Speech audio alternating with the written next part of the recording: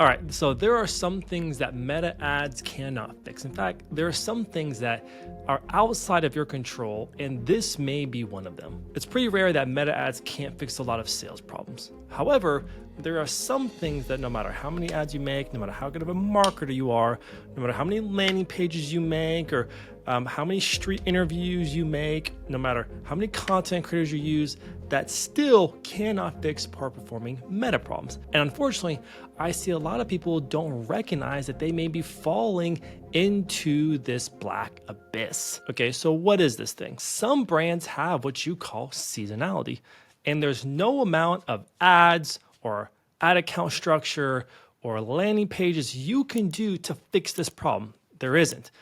You cannot fight against seasonality. I have tried for over 8 years trying to fight against it for different brands because some brands are seasonal based off the products, when people want them, when it's the right time to buy them. This is an example of a brand that is highly seasonal. Look at this.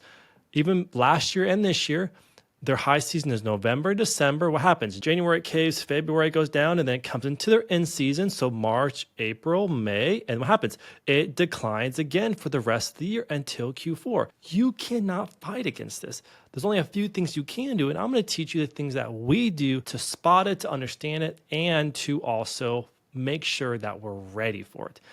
Because if you think you can fight against seasonality, you are literally fooling yourself. So what are those things? All right, so there's a few things you can do to spot seasonality. So one of my favorite places to go to is just Google Trends. So this particular brand is actually in the garden space. They make garden beds. And you can look at just looking at the 12-month view. What is that? It's highly seasonal. There's a reason why it has a peak and the peak goes down. And then if you really want to take things up a notch, look at the last 5 years. Last 5 years, exact same thing. While there's some peaks that are bigger than others, what happens? It follows the exact same pattern, the exact same trend. You cannot fight against this. This is like a law of nature when it comes to gardening in the gardening niche. You can't fight against it. You're better off either making strategies that will complement it, strategies that are what people are doing during the off season, or just trying to prepare your strategy for when your season comes into season. Because I don't know about you guys, but I used to work brand side, but also now I have an agency and we have a mentorship group as well. But on the agency side, if this is something that we don't spot initially when we start working with the brand and we don't plan for it, when things start going bad, someone is going to be looking at what is the root cause of this. And if sometimes founders don't know how seasonal the industry they are in really is. So for example, if you're a new garden brand, using this example, and you start running your business and you didn't know how seasonal it really was, you would think something is wrong as soon as May stops and it goes into the rest of the year. You would think that you're doing something wrong, something's bad. No. No amount of ad or landing page or offer is going to fix this. It is the law of nature that people do not want gardening stuff when it's not the right time to garden. You cannot fix that. But I'm going to teach you different ways that you can pivot to make this happen. The other thing that we like to do is we like to map out the year's revenues for the last 3 years. You can see here, very close. It's a very seasonal business. Because what happens is when you see this and you see it over time, it allows you to make the right informed decisions. Meaning, hey, if we're in February, we're coming into our end season. Okay, if we're coming into our end season, then we need to do a different set of actions than if we are in June and we're going into September, which is our down season. Like you can only do a certain set of actions and you have to have a different strategy. Maybe that's more defensive mode, just to reserve cash. Maybe that means we need to launch a series of products or services that people would want during that time. But you can't fight against this stuff. Instead, your sole job needs to be, I need to know when it's coming so I can plan for it, how long I have to make hay while the sun shines, if you will, or how can I take advantage of it while it's still here? Okay, so there's a few strategies that we do. So the first one is you have to chart out what your seasonality path is. So very simple, this is the brand seasonality.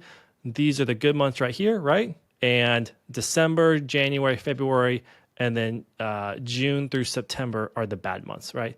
So what that means is we only have 6 months. You have 6 months of good, 6 months of essentially bad, okay? And I showed you the chart about seasonality moments ago. So I don't have the entire year to make all the kind of money I want to make. So I have to have different strategies. That means I probably can't employ the same amount of people during the good months as I can as the bad months. Maybe I need to have a certain amount of overheads or people I employ that are contractors or pay per hour that I can lay off when we're in our bad season because I don't want to have to cover their costs when we're not making good money either. So what are the things that we do during this time to what I call season surf? Okay, how do you season surf? I'm gonna make a whole video just on this. I'm gonna cover it quickly, but I'm gonna make a whole video on this because there's a whole set of strategies for season surfing and a whole lot of playbooks and templates and sheets that we use to season surf. But for this video, I'm gonna cover the highlights specifically. So what do you season surf? Well, the first one is we map out a brand seasonality. Okay, so as soon as a brand comes to us, we're mapping out their seasonality, looking at their data, also their profit margins for different seasons as well, because that is all taken into account. So you can do a few things. Number one, you have a few options. Okay, you have to ask yourself, like, what is the mentality I want to take first of all? Okay, so but after I map it out, what mentality do I want? Do I want to, first of all, do I want to ride it out, or do I want to combat it?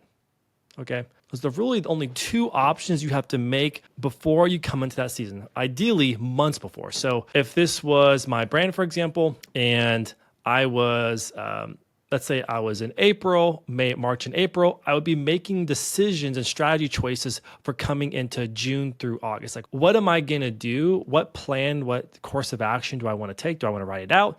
That has a certain course of actions. Do I want to combat it? That also has a certain course of actions.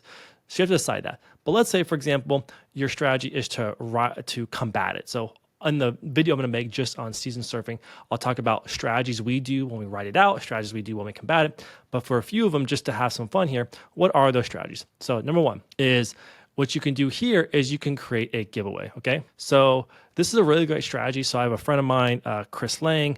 He runs Fresh Chili, and Q1 is typically their off season where things are really bad. And he did a really smart strategy where he knew that was coming. He said, okay, how can I draw a lot of attention and get an outlier returns? And so what he did is he launched a giveaway. So he did a shared sweepstakes and he did a truck giveaway for Q1. Anyone who bought $1 in the store get entered into the giveaway.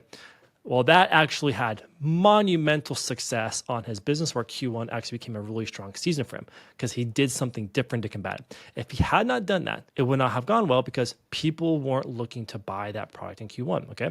Number two, and this is where you can do a new product drop. Now, it has to be something that is different than your main line, okay? For example, if you have garden beds and you launch a different version of garden beds during the season that people already don't want it, then like that's pretty much a dumb move, right? You're kind of up the creek without a paddle.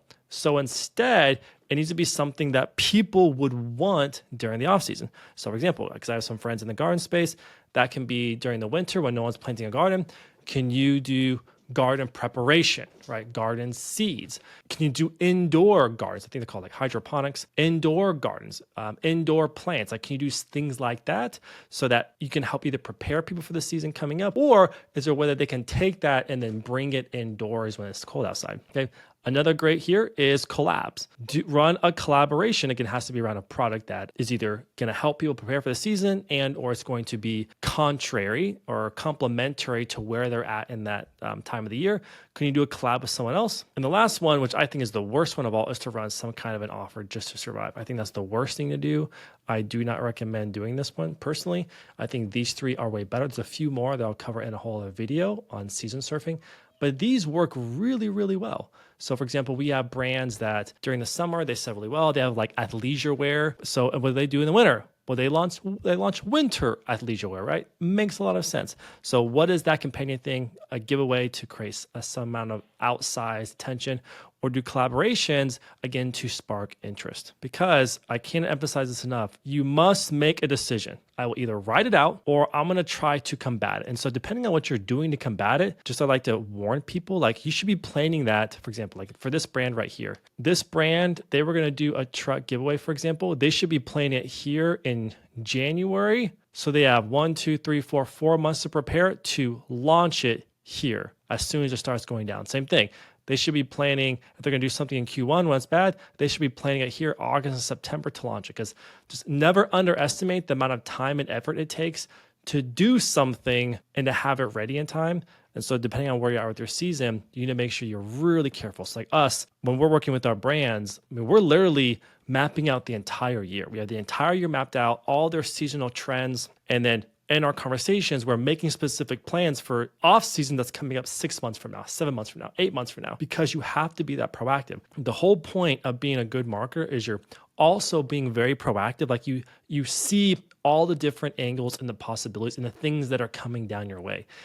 And if you're not doing this, what's going to happen is you're going to be caught on the back foot, and it's going to either, if you're a founder, it's going to screw you over, okay? Because you don't have the foresight to understand the reality of the industry that you're in.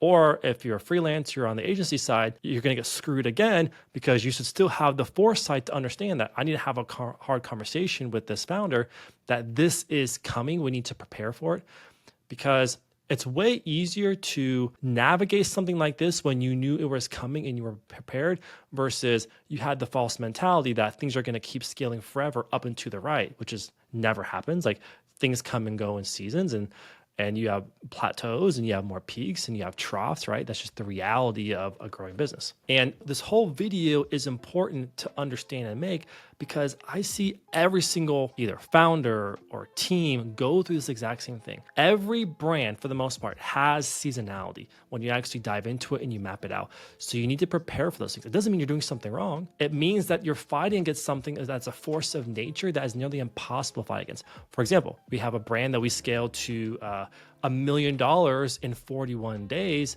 because they sold preserved roses and fake roses. Like people don't want that stuff as much in June and July as they do in January and February. That's a very simple example. But we understood that, man, we have like 2 months to like make all the money we're gonna make for the year. So a lot of brands have similar things like this if you map it out. So I'd love to hear in the comments, what are your aha moments? What are some of the things you knew? What are some of the things that you thought were interesting that you haven't seen before? Because I've yet to see a brand actually go through this detail, because we have seen 300 of them, to understand, hey, I'm coming into my in season, I want to scale, I want to start scaling now. Or I'm coming into my off season, so we're going to do a different set of strategies to prepare for that.